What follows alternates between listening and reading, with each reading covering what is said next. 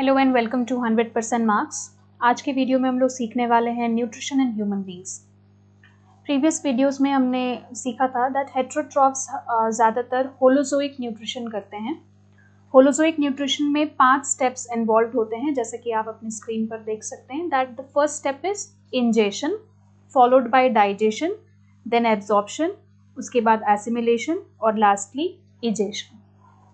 सो इन सारे स्टेप्स का human beings में भी इक्वली उतना ही इम्पोर्टेंस होता है जैसे कि बाकी ऑर्गेनिजम्स में। ये सारे स्टेप्स ह्यूमन बींग्स में भी एक एक करके होते हैं। सो लेट अस सी कि कौन कौन से बॉडी पार्ट्स ये सब स्टेप्स करने में हमें मदद करते हैं। तो ingestion is taking in of food. ठीक है, खाना हमारे बॉडी के अंदर जब एंटर करता है, खाना पहुंचने का जो तरीका होता है that is ingestion. So ingestion करने के लिए हम लोग इस्तेमाल करते हैं बकल कैविटी का।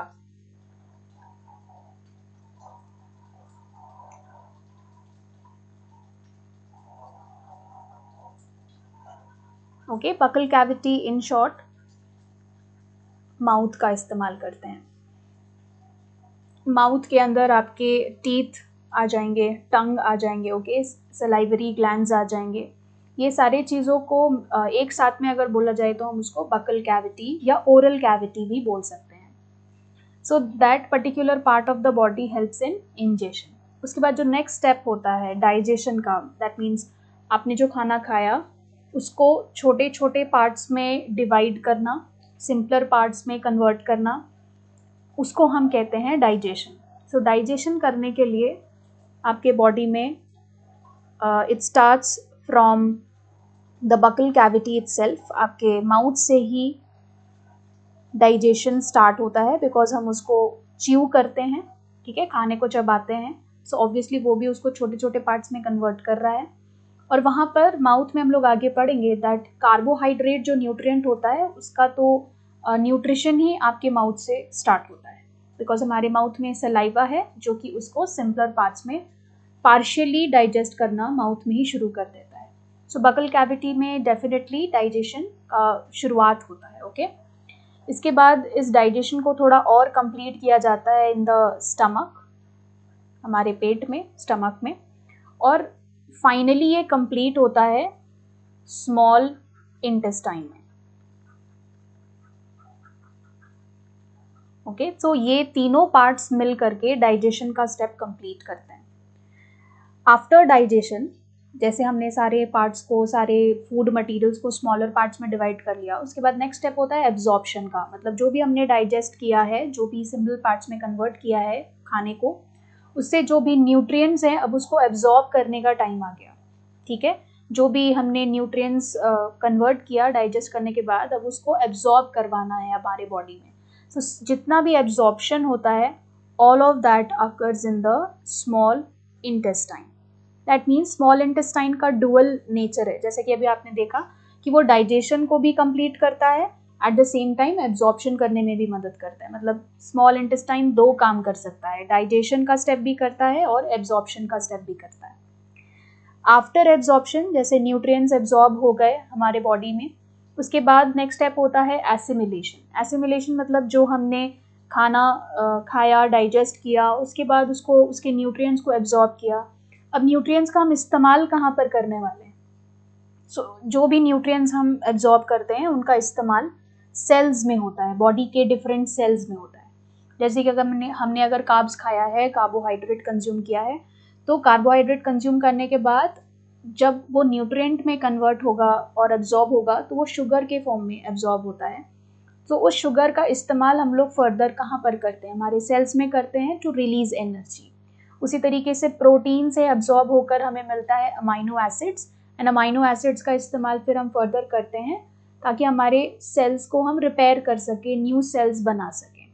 तो उस तरीके से हर एक न्यूट्रिएंट के एब्जॉर्ब होने पर उसका कुछ ना कुछ इस्तेमाल होता है, बॉडी में यूज़ होता है, और वो सारे यूजेस हमारे बॉडी सेल्स में होते हैं। तो एसिमिलेशन हमारे बॉडी के सेल्स में होता है। एंड फाइनली इजेशन करने के लिए हमारे पास बॉडी में प्रेजेंट होता है rectum, and along with that anus. Anus और रेक्टम मिलकर इजेशन का स्टेप कंप्लीट करते हैं। इजेशन मतलब कि जो भी खाना हमने खाया उसको डाइजेस्ट किया, उससे न्यूट्रिएंट्स एब्जॉर्ब किया, न्यूट्रिएंट एब्जॉर्प्शन के बाद उसको इस्तेमाल करने के लिए उसको एसिमिलेट किया। अब जो खाना डाइजेस्ट नहीं हो पाया है या फिर अब जो रिमेनिंग फूड है जिसमें कि अब कोई न्यूट्रिएंट्स बचा नहीं है जिसको आप एब्जॉर्ब कर सको, तो बचे कुचे खाने को बॉडी से बाहर निकालना भी होता है। एक तरीके का वेस्ट मटेरियल होता है जिसको कि आप बॉडी में नहीं रख सकते हो, तो अगर उसको आप हटाना है तो आपको इजेशन का फाइनल स्टेप कंप्लीट करना पड़ेगा। सो इजेशन स्टेप हमारे बॉडी में रेक्टम और एनस मिलकर करता है। ओके, अब ये जितना भी पार्ट्स हमने यहाँ पे मेंशन किया है, all these parts make up the alimentary canal. ठीक है, इसी को हम एलिमेंट्री कैनाल कहते हैं। So alimentary canal starts from the buccal cavity. ठीक है, इसकी शुरुआत बकल कैविटी से होती है और ये खत्म एनस पर होता है। सो इसके एलिमेंट्री कैनाल के बहुत सारे पार्ट्स हम लोग आगे पढ़ेंगे। So it starts from the buccal cavity, मतलब आपके माउथ से शुरू होगा और एनस पर खत्म होता है। और एलिमेंट्री कैनाल का काम खाना डाइजेस्ट करना, एब्जॉर्ब करना, खाना इनका इंजेशन करवाना, उसको एसिमिलेशन करवाना और इजेशन करवाना होता है। तो ये सारा काम एलिमेंट्री कैनाल में कंप्लीट होता है। So let us now understand कि एलिमेंट्री कैनाल के क्या क्या पार्ट्स होते हैं। So as you can see, अभी पिक्चर में आपको एलिमेंट्री कैनाल का एक छोटा सा डायग्राम दिख रहा होगा।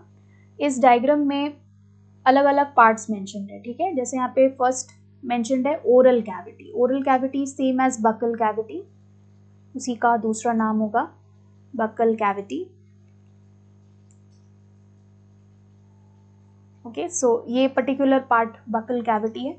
बकल कैविटी में आपका टीथ आ जाता है, टंग आ जाता है और सलाइवरी ग्लैंड्स आ जाता है। अब after that we move to the esophagus. Esophagus, that is also named as food pipe. Food pipe वो कनेक्टिंग ट्यूब है जो कि आपके माउथ वाले रीजन को आपके स्टमक वाले हिस्से से जोड़ता है। ठीक है, सो बकल कैविटी मतलब आपके माउथ को आपके स्टमक से जोड़ने वाली जो कनेक्टिंग ट्यूब होती है उसको हम फूड पाइप बोलते हैं। फूड पाइप के थ्रू आपका माउथ आपके स्टमक से, आपके पेट से जुड़ जाता है एंड इसी फूड पाइप को हम लोग ईसोफेगस कहते हैं।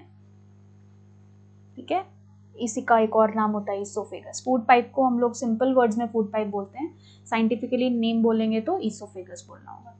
सो ईसोफेगस फूड पाइप का ही दूसरा नाम है। Stomach, as you all know, stomach में आपका डाइजेशन प्रोसेस होता है एंड वी विल अंडरस्टैंड कि कैसे होगा। सो स्टमक आपका नेक्स्ट ऑर्गन होगा।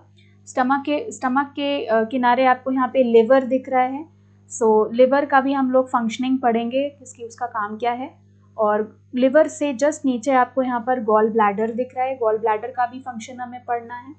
यहाँ पर ऐसे डायग्राम में यहाँ पर मेंशन नहीं है, but just here, just somewhere here, ये जो पोर्शन है यहाँ पर, इस पर्टिकुलर एरिया में पैनक्रियाज भी होता है। ठीक है, हम मेंशन नहीं है पिक्चर में, बट पैनक्रियाज का लोकेशन यहाँ पर होता है, स्टमक के ही जस्ट आसपास। पैनक्रियाज का भी फंक्शन है हमारे बॉडी में डाइजेशन करने के लिए, so we will read about pancreas also. इसके बाद नेक्स्ट आपको दिखेगा ये जो ऑरेंज कलर की ट्यूब्स आप देख रहे हो, ट्यूब लाइक स्ट्रक्चर्स जो कि कंप्लीट कर रहा है यहाँ पर, this is forming the small intestine. Small intestine में दो स्टेप्स होते हैं, एब्जॉर्प्शन भी होता है और डाइजेशन भी होता है। ठीक है, दोनों स्टेप्स यहाँ पर होते हैं। कैसे होगा, we will read about that. उसके बाद नेक्स्ट आप देख रहे हो ये ग्रीन कलर की ट्यूब जो इधर जा रही है, this is your large intestine. Large intestine में हमारा सिर्फ एब्जॉर्प्शन होता है। एब्जॉर्प्शन इन द सेंस कि सिर्फ आप कह सकते हैं कि सिर्फ पानी और मिनरल्स एब्जॉर्ब करते हैं।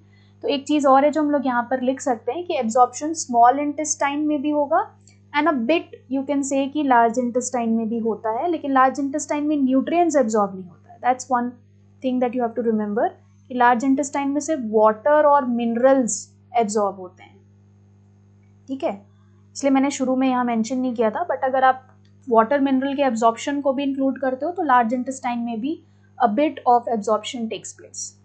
इसके बाद नेक्स्ट आप देखेंगे कि यहाँ पर ये जो पर्टिकुलर पार्ट है, this is forming the rectum. Rectum is the end part of the large intestine. Large intestine जहाँ पर खत्म होना शुरू होता है वहाँ से रेक्टम स्टार्ट होता है। रेक्टम में आपके सॉलिड पार्टिकल्स डिपॉजिट होते हैं और वहाँ पर स्टोर होता है जब तक कि आप उसको बॉडी से बाहर ना निकालें। So that is like a storage area for depositing, for storing the solid waste for a long period of time. And ये जो लास्ट एंड पॉइंट है जहाँ से आपका सॉलिड पार्टिकल्स, सॉलिड फीसेस बाहर आता है, that is your anus, which is the last part of alimentary canal. अब इन सारे पार्ट्स के बारे में हम लोग एक एक करके पढ़ेंगे और समझेंगे कि हर एक पार्ट का क्या क्या फंक्शन है। So let us start with the step 1, which is ingestion.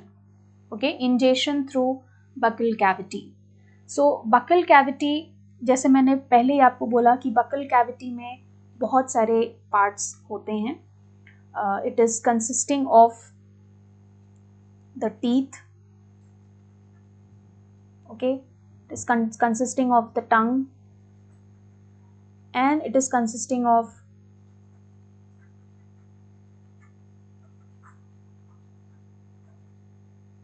salivary glands. अब यहाँ पर सबसे पहले टीथ बोला है तो टीथ ऑब्वियसली एज के हिसाब से उसके नंबर को हम चेंज होता हुआ देखते हैं। छोटे बच्चों में 20 अबाउट टीथ होता है, मिल्क टीथ जिसको बोला जाता है, और जैसे जैसे मिल्क टीथ गिरना शुरू होता है आफ्टर सर्टेन एज नए दांत आने शुरू होते हैं जिसको हम परमानेंट टीथ बोलते हैं। परमानेंट टीथ का नंबर ऑलमोस्ट 32 होता है। So milk teeth and permanent teeth के बारे में आपको पता ही होगा।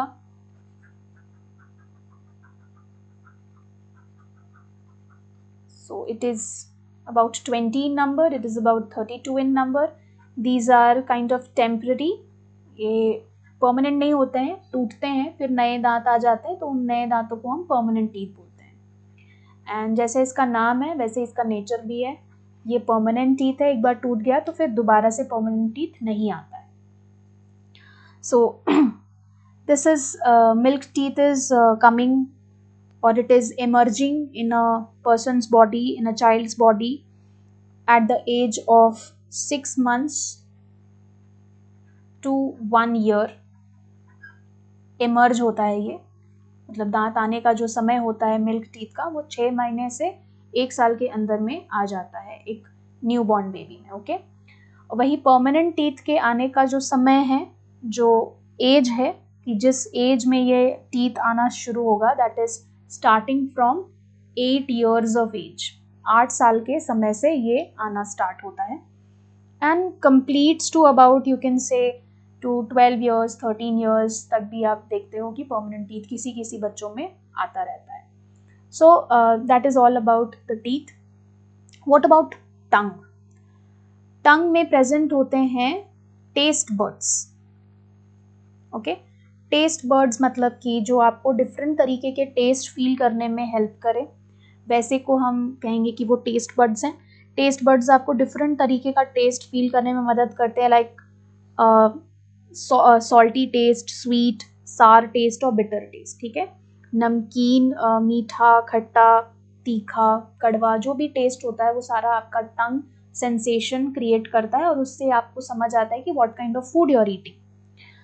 उसके बाद टंग का ये भी काम है that it's a very thick muscular organ जो कि आपके खाने को रोल करके फूड पाइप तक पुश करता है, ये भी उसका एक जॉब है। Now next, salivary glands. Salivary glands क्या करते हैं? सबसे पहली बात, ग्लैंड मतलब क्या होता है? ग्लैंड एक ऑर्गन को कहा जाता है, it's a kind of organ जिसका काम होता है सिक्रीशन प्रोड्यूस करना। ओके, दैट प्रोड्यूसेस सिक्रीशन, उसको हम कहते हैं ग्लैंड। और सिक्रीशन मतलब क्या? सिक्रीशन मतलब एक ऐसा तरीके का फ्लूइड या लिक्विड जिसके मदद से कोई फंक्शन हो सके। जैसे कि सलाइवरी ग्लैंड जो सिक्रीशन प्रोड्यूस करता है उसको हम कहते हैं saliva. So what is the secretion produced by salivary glands? That is saliva. और सलाइवा में प्रेजेंट होता है एक एंजाइम जिसको कि हम कहते हैं टायलीन। ओके, सो इसमें एक एंजाइम प्रोड्यूस्ड होता है, सलाइवा के अंदर प्रेजेंट होता है, जिसका नाम होता है टायलीन। टायलीन भले ही हम लोग टी से प्रोनाउंस करते हैं, बट हम स्टार्ट करते हैं उसको पी से। P is silent, so you read it as ptyalin, but you write it with PTYALIN, that is the spelling. So ptyalin का काम क्या है और ये सलाइवा में प्रेजेंट क्यों होता है? इसका काम होता है कि ये खाना डाइजेस्ट करने में असिस्ट करता है। सो सलाइवा में जो ये टायलीन प्रेजेंट है, दैट हेल्प्स इन डाइजेशन। ठीक है, so helps in digestion of food. Food में भी स्पेशली कौन? कार्बोहाइड्रेट। ठीक है, कार्बोहाइड्रेट इन द सेंस कि जैसे सपोज आपने रोटी खाया या चावल खाया या ब्रेड खाया, जिसमें भी कार्बोहाइड्रेट प्रेजेंट होता है, वैसा कुछ अगर हमने कंज्यूम किया, थोड़ी देर के बाद उसमें से एक स्वीट टेस्ट आना स्टार्ट हो जाता है, क्योंकि वो कार्बोहाइड्रेट धीरे धीरे शुगर में पार्शियली कन्वर्ट होने लगता है। क्यों पार्शियली कन्वर्ट होने लगता है? क्योंकि आपके माउथ में सलाइवा प्रेजेंट होता है जिसमें एंजाइम है टायलीन, जिसके मिक्स होने पर कार्बोहाइड्रेट धीरे धीरे शुगर में कन्वर्ट होने लगता है। अगर वो शुगर में कन्वर्ट होगा तो डेफिनेटली कार्बोहाइड्रेट से जो टेस्ट आएगा वो स्वीट टेस्ट आएगा, मीठा टेस्ट आने लगेगा। दैट इज़ वाई हम कभी भी अगर ब्रेड खाते हैं या चावल कंज्यूम करते हैं तो थोड़ी देर के बाद एक स्वीट, हल्का स्वीट टेस्ट आता है। क्यों आता है? Because of this enzyme ptyalin. Okay, अब यहाँ पे एक और चीज़ हमें समझना है कि हम लोग जो कभी भी कंज्यूम करते हैं खाना, तो खाना कंज्यूम करने के बाद उसको हम लोग चबाते हैं अच्छे से। ओके, सो खाना चबाने का जो प्रोसेस होता है उसको हम लोग यहाँ कहते हैं मैस्टिकेशन। ओके, सो एक नया वर्ड हमने यहाँ सीखा जो कि टीथ के मदद से और टंग के मदद से होगा। टीथ एंड टंग दोनों के मदद से होगा। So mastication. So mastication is the process of piercing. Piercing मतलब छोटे पीसेस में कट करना, that is piercing. Grinding, grinding मतलब पीसना। क्रश करना एंड चबाना।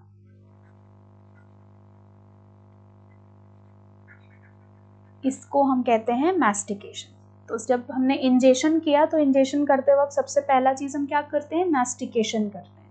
मैस्टिकेशन करने के बाद जो हमारा टंग होता है उसमें टेस्ट बड्स होते हैं, उससे हम ये समझ पाते हैं कि हम किस तरीके का खाना कंज्यूम कर रहे हैं। उसके बाद अगर हमने कार्बोहाइड्रेट कंज्यूम किया है तो हमारे सलाइवरी ग्लैंड से जो सलाइवा निकलेगा वो एक एंजाइम कंटेन करता है जिसको हम टायलीन बोलते हैं, जो कार्बोहाइड्रेट को शुगर में पार्शियली कन्वर्ट करने में मदद करता है, और उससे जो भी कार्बोहाइड्रेट हमने कंज्यूम किया होगा वो धीरे धीरे स्वीट टेस्ट करने लगता है। सो इतना ही होता है बकल कैविटी के अंदर। अब इसके बाद नेक्स्ट स्टेप होता है कि हमने जो भी खाना कंज्यूम किया होगा उस खाने को अब निगलने का टाइम आ गया, स्वॉलो करने का टाइम आ गया। ठीक है, अब स्वॉलो करने के लिए हमारे पास यहाँ पर प्रेजेंट है एपिग्लॉटिस। एपिग्लॉटिस का बहुत इंपॉर्टेंट फंक्शन होता है स्वॉलोइंग ऑफ फूड के दौरान। एपिग्लॉटिस एक तरीके का फ्लैप है जो आपके गले में प्रेजेंट होता है। सिंस हम जानते हैं कि हमारे नॉस्ट्रिल्स के साथ, हमारे नाक के साथ जुड़ा होता है विंड पाइप। ठीक है, विंड पाइप जिसको कि आप प्रॉपर टर्म्स में कहते हैं trachea. Okay, so food pipe को जैसे आप बोलते हो ईसोफेगस, ये खाना जाने का रास्ता होता है आपके माउथ से स्टमक तक। उसी तरीके से आप हायर क्लासेस में विंड पाइप के बारे में पढ़ेंगे। विंड पाइप को हम लोग कहते हैं ट्रैकिया, जो कि सांस जो आप लेते हो या सांस जो बाहर आता है वो हवा का एक्सचेंज होने का जो रास्ता है उसको हम विंड पाइप बोलते हैं। तो ये बेसिकली आपके नोज़ को आपके लंग्स के साथ कनेक्ट करने वाला एक ट्यूब है, एक रास्ता है। ओके, सो उसको हम विंड पाइप बोलते हैं। अब फूड पाइप और विंड पाइप बहुत आस पास प्रेजेंट होते हैं. So as you can see in the picture, ये वाला पोर्शन विंड पाइप है. ओके, और ये वाला पोर्शन ऑब्वियसली क्या है, फूड पाइप. तो फूड पाइप और विंड पाइप बिल्कुल आसपास ही प्रेजेंट होते हैं आपके गले के अंदर. और यहाँ पर प्रेजेंट होता है एपिग्लॉटिस. एपिग्लॉटिस एक फ्लैप ऑफ टिश्यू को कहा जाता है, और इसका काम होता है कि ये विंड पाइप को बंद रखता है. जब आप खाना निगलते हो, खाना स्वॉलो करते हो, तो उस टाइम विंड पाइप को बंद करने का काम होता है एपिग्लॉटिस का. अगर ये एपिग्लॉटिस विंड पाइप को ना बंद करे तो क्या होगा, जो हम खाना खा रहे हैं ऐसा हो सकता है कि उसके कुछ पार्टिकल्स हमारे विंड पाइप में चले जाए, और विंड पाइप से वो या तो लंग्स में चले जाए या तो हमारे नाक तक आ जाए. तो इससे क्या परेशानी होगी, हम चोक करने लगेंगे, it will lead to choking, और हमें खांसी आने लगेगी, है ना. तो ये सारा प्रॉब्लम्स होगा, कफिंग होगा. तो ये सब ना हो इसके लिए ही ईसोफेगस बंद हो जाता है या बंद कर देता है विंड पाइप को, ताकि कोई भी फूड पार्टिकल विंड पाइप में ना जाए. लेकिन कई बार जैसे आपको कहा जाता होगा कि खाने के टाइम में बात नहीं करना चाहिए या हंसना नहीं चाहिए. You should eat your food properly. जब भी आप खाना खा रहे हैं पूरा कॉन्सेंट्रेशन आपका खाने और चबाने में होना चाहिए. क्यों कहा जाता है, बिकॉज ऑफ दिस रीज़न कि अगर आप एपिग्लॉटिस आपका काम करता रहेगा और वो खुलता रहेगा, बंद होता रहेगा, तो आपका विंड पाइप एक्सपोज्ड हो जाएगा और उसमें खाने का पार्टिकल्स एंटर कर सकता है, और फिर वो खांसी हो सकती है, चोकिंग हो सकती है, गले में खाना अटक सकता है. All of that stuff can happen. तो वो सब ना हो इसके लिए ही बोला जाता है कि ज़्यादा हंसना नहीं चाहिए खाना खाने के वक्त, और बात ज़्यादा नहीं करनी चाहिए, और पूरा ध्यान खाने पे होना चाहिए, ताकि एपिग्लॉटिस अपना काम ठीक से कर सके. ठीक है. कई बार ऐसा होता भी है कि अगर हम लोग ध्यान नहीं देते हैं तो खाना जो है हमारे गले में अटकता है और हम खांसते हैं, चोकिंग हो जाती है. तो ये सब चीज़ें एपिग्लॉटिस के ढंग से काम ना करने के वजह से होती है, और एपिग्लॉटिस उस टाइम खुला हो जाता है, खुला रह जाता है, जिसकी वजह से खाना विंड पाइप में आकर फंस जाता है. ठीक है. सो एपिग्लॉटिस का भी बहुत इंपॉर्टेंट काम है कि वो बंद जब तक नहीं रखेगा विंड पाइप को, तब तक आप खाना अच्छे से निगल नहीं पाएंगे. ओके. तो ये हो गया कि अब ईसोफेगस में आपका खाना चला गया. मान लो एपिग्लॉटिस बंद है, अब ईसोफेगस के अंदर खाना जा रहा है. अब ईसोफेगस के बारे में थोड़ा सा बात करते हैं कि ईसोफेगस कैसे खाने को आगे पुश करता है. Let us talk a bit about that. Oesophagus को हम शॉर्ट में, जैसे आप जानते हो कि हम उसको फूड पाइप भी कहते हैं. साथ में इसका लेंथ के बारे में जानना चाहिए. So length is about 30 centimetre approximately. थोड़ा बहुत ऊपर नीचे हो सकता है, लेकिन अबाउट 30 सेंटीमीटर लेंथ होता है. एंड ये खाने को नीचे की तरफ पुश करता है. खाने को जब ये पुश करता है तो it is using a wave like movement due to contraction and relaxation of muscles present in it. Oesophagus ऐसे पाइप जैसा है. ओके. अब ये पाइप इस तरीके से वेव लाइक मूवमेंट करता है. ओके. ऐसे वेव जैसे मूवमेंट्स क्रिएट करता है, और वेव लाइक मूवमेंट क्रिएट करने के लिए वो अपने आप को कभी कॉन्ट्रैक्ट करता है, मतलब अपने मसल्स को कभी ऐसे सिकोड़ लेता है, श्रिंक हो जाता है उसके मसल्स, और नेक्स्ट बार क्या करेगा, वो अपने आप को रिलैक्स करेगा. ठीक है. सो ऑल्टरनेटिवली कभी कॉन्ट्रैक्शन होगा, फिर रिलैक्सेशन, फिर कॉन्ट्रैक्शन, रिलैक्सेशन. ऐसे करने से ऐसे वेव जैसे मूवमेंट्स क्रिएट होते हैं ईसोफेगस में, ताकि जो आपका खाने का सब्सटेंस है, जो भी फूड पार्टिकल है, वो इस तरीके से नीचे नीचे की तरफ शिफ्ट होता जाए. जो भी आपने खाना खाया है वो नीचे की तरफ पुश होता जाए. तो खाने को पुश करने के लिए ऐसे वेव लाइक मूवमेंट क्रिएट करना पड़ता है ईसोफेगस को, तभी जाकर आपका जो खाना है वो नीचे की तरफ पुश हो पाता है. और जो वेव लाइक मूवमेंट्स क्रिएट हो रहा है, इसी वेव लाइक मूवमेंट को हम कहते हैं पेरिस्टाल्सिस. ओके. सो वेव लाइक मूवमेंट जिसके वजह से फूड पाइप खाने को नीचे की तरफ पुश करता जाता है towards the stomach due to contraction and relaxation, that movements are termed as peristalsis. तो पेरिस्टाल्सिस के वजह से खाना हमारे स्टमक में एंटर कर पाता है. ओके. लेकिन फूड पाइप में या इसोफेगस में कहीं पर भी डाइजेशन नहीं हुआ, सिर्फ इसका काम होता है फूड को ट्रांसफ़र करना बकल कैविटी से स्टमक तक। लेकिन बकल कैविटी में थोड़ा सा पार्शियल डाइजेशन होता है, किसका? कार्बोहाइड्रेट का डाइजेशन होता है, जहाँ पर जो सलाइवा है जिसमें टायलिन प्रेजेंट है वो उसको चेंज करता है इनटू शुगर। ओके, तो थोड़ा बहुत डाइजेशन आपके बकल कैविटी में होगा, लेकिन ईसोफेगस में फूड पाइप में कोई भी डाइजेशन प्रोसेस नहीं होगा, वो सिर्फ खाने को ट्रांसफर करता है, ठीक है, बकल कैविटी से स्टमक की तरफ। कौन से मूवमेंट के थ्रू? पेरिस्टालसिस के through. Thank you everybody, keep learning and happy learning.